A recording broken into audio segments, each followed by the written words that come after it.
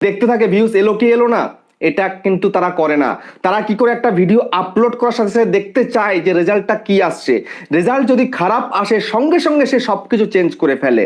ঠিক আছে, একটা ওয়েবসাইটে চলে যায়, সেখান থেকে কিছু কিওয়ার্ড নিয়ে এসে ভিডিওর মধ্যে সেট করে দেয়। ঠিক আছে, সেটা করার পরে তাদের ভিডিওগুলো কিন্তু এইভাবে ভাইরাল হতে থাকে।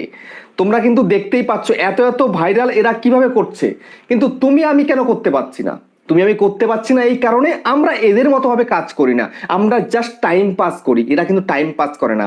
এরা একটা ভিডিওকে শুট করতে টাইম নেয়, একটা এডিটিং করতে টাইম নেয়, আপলোডিং করে একটা টাইম নেয়। ঠিক আছে, আপলোড করে সাথে সাথে পাবলিক করে না এরা। তারপরে তোমাদেরকে যদি আমি এখন বলি যে এরা ভিডিও একসঙ্গে অনেক ভিডিও কিন্তু শুট করে না। আমি যখন লাইভে চ্যানেল চেক করতে যাই তখন দেখি যে একটা ড্রেস পরে শর্ট ভিডিও 8টা 10টা 15টা করে শুট করে নিচ্ছে। এরা কিন্তু এরকম করে না। এরা একটা ভিডিও তৈরি করতে কিন্তু প্রচুর সময় নিয়ে নেয়।